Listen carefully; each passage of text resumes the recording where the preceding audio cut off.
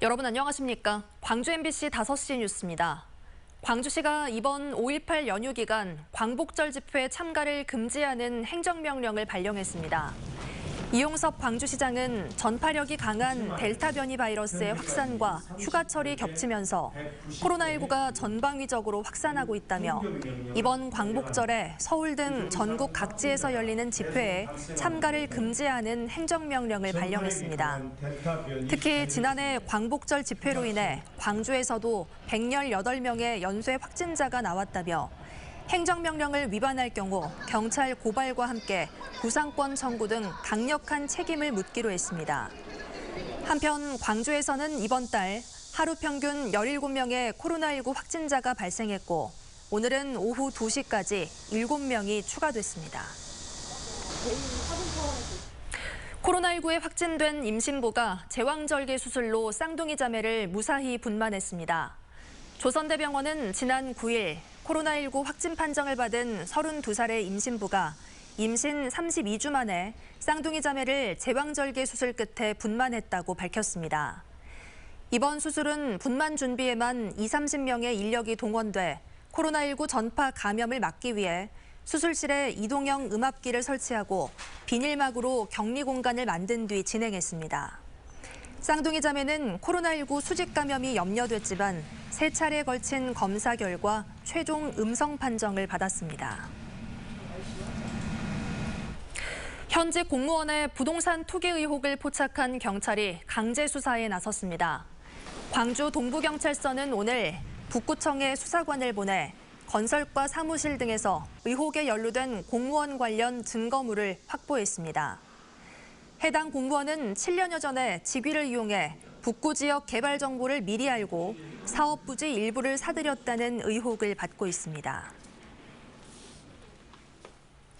학동 붕괴 참사 나흘 뒤 미국으로 도피한 문흥식 전 5.18 구속 부상자회 회장이 이번 주말쯤 귀국할 것으로 알려졌습니다. 광주 지역 관련 인사 등에 따르면 학동 4구역 정비사업과 관련해 억대 금품을 챙긴 혐의를 받고 있는 문 씨는 이번 주말 한국으로 돌아오는 비행기 편을 예약한 것으로 알려졌습니다. 재개발조합과 정비업체 사이의 핵심 연결고리인 문 씨가 귀국하게 되면 조합과 철거업체 사이의 비리 의혹 등 경찰 수사도 탄력을 받을 것으로 기대됩니다. 학동 4구역 건물 붕괴 참사 관련자들의 재판이 이달 말부터 본격화됩니다. 광주지법에 따르면 업무상 과실치사상 혐의로 기소된 굴착기 기사 47살 조모 씨와 하도급 업체 현장 소장 28살 강모 씨에 대한 첫 공판에 앞서 현장 검증이 오는 27일 실시됩니다. 또 다음 달 1일에는 감리자 59살 차모 씨에 대한 재판 일정이 시작되는 등 학동 참사와 관련한 재판이 줄줄이 이어집니다.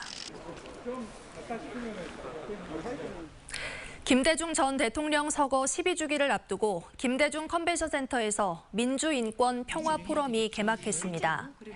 이틀간 진행되는 이번 포럼에는 한반도 평화를 주제로 한 김현철 전 통일부 장관의 기조연설을 시작으로 미얀마 민주화에 대한 주제 토론 등이 진행됩니다. 이 밖에도 김대중 평화주간인 오는 18일까지 광주에서는 김 전 대통령의 삶을 회고하는 전시회와 추모 음악회 등이 계속될 예정입니다. 우리 광주광역시의회도 이 자리에 함께하신 국가 AI 데이터 센터 구축과 AI 사업에 중추적인 역할을 하게 될 NHN이 광주 사무소 문을 열었습니다. 지난 2월 광주시 등과 함께 국가 AI 데이터 센터 착수식과 투자 협약을 체결한 NHN은 오늘 서구 치평동 삼성화재 빌딩에서 광주 사무소 개소식을 개최했습니다. NHN은 데이터 센터 구축과 함께 R&D 센터 등을 설립해 인재 양성과 채용에도 힘쓸 예정이라고 밝혔습니다. 학벌 없는 사회를 위한 시민 모임이 스승의 날 선물을 받지 못하자 학생들에게 갑질을 했다는 주장에 대해 철저한 진상조사를 촉구했습니다. 시민 모임은 광주의 한 고등학교 교사가 학생들이 찬반 투표를 통해 스승의 날 선물을 하지 않기로 하자 반대한 학생을 색출하고 생활기록부에 불이익을 줄 것을 암시하는 메시지까지 올린 것은 협박에 가까운 행위라고 주장했습니다. 해당 학교 측은 해당 교사의 진술과 소명을 보면 부적절한 말이 있었던 것으로 확인됐다고 밝혔습니다.